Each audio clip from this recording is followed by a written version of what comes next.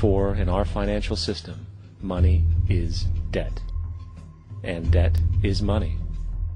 Here is a chart of the U.S. money supply from 1950 to 2006. Here is a chart of the U.S. national debt for the same period. How interesting it is that the trends are virtually the same. For the more money there is, the more debt there is. The more debt there is, the more money there is. To put it a different way, every single dollar in your wallet is owed to somebody by somebody. For remember, the only way the money can come into existence is from loans. Therefore, if everyone in the country were able to pay off all debts, including the government, there would not be $1 in circulation.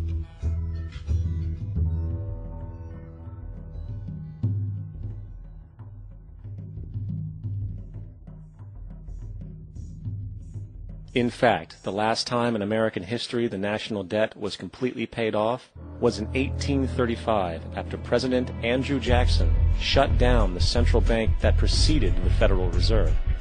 In fact, Jackson's entire political platform essentially revolved around his commitment to shut down the central bank, stating at one point, "The bold efforts the present bank has made to control the government are but premonitions of the fate that awaits the American people should they be deluded into a perpetuation of this institution or the establishment of another like it." Unfortunately, his message was short-lived, and the international bankers succeeded to install another central bank in 1913, the Federal Reserve.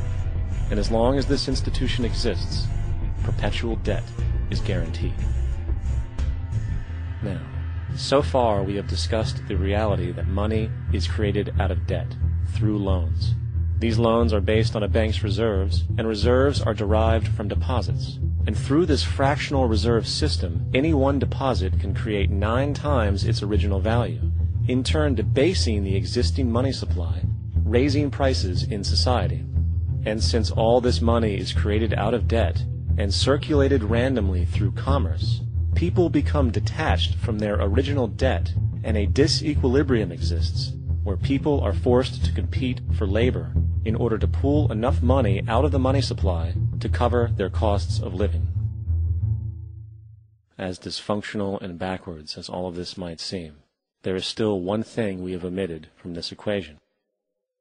And it is this element of the structure which reveals the truly fraudulent nature of the system itself: the application of interest.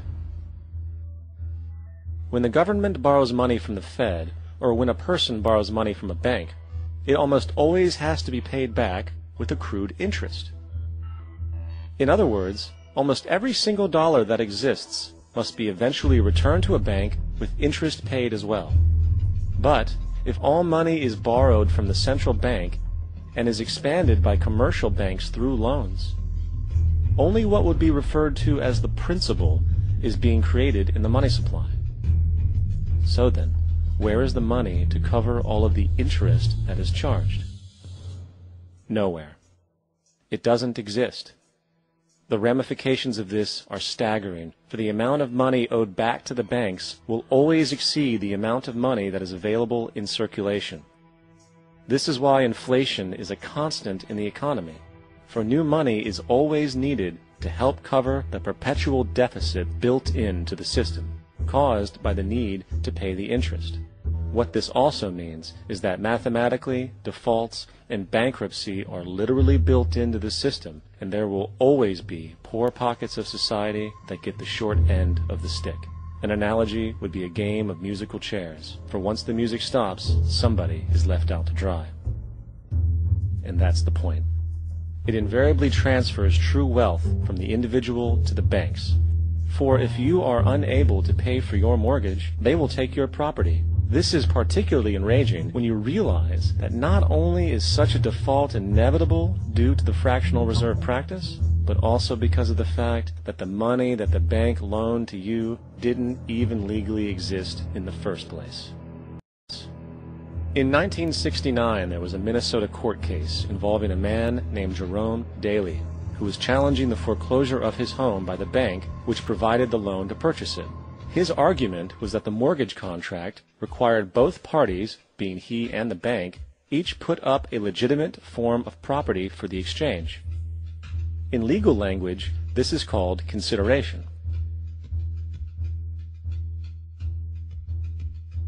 Mr. Daly explained that the money was, in fact, not the property of the bank, for it was created out of nothing as soon as the loan agreement was signed.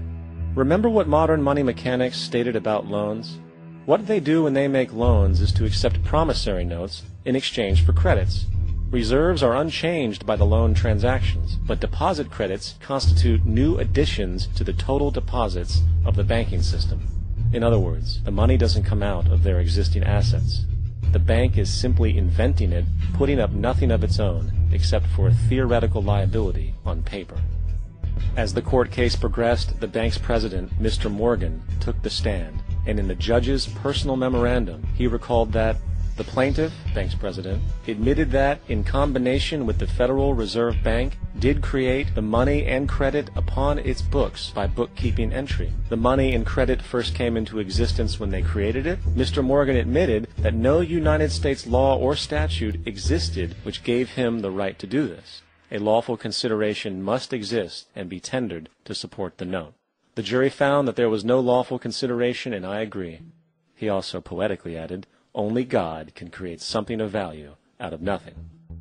And upon this revelation, the court rejected the bank's claim for foreclosure, and Daly kept his home. The implications of this court decision are immense. For every time you borrow money from a bank, whether it is a mortgage loan or a credit card charge, the money given to you is not only counterfeit, it is an illegitimate form of consideration, and hence voids the contract to repay, for the bank never had the money as property to begin with. Unfortunately, such legal realizations are suppressed and ignored, and the game of perpetual wealth transfer and perpetual debt continues. And this brings us to the ultimate question: why?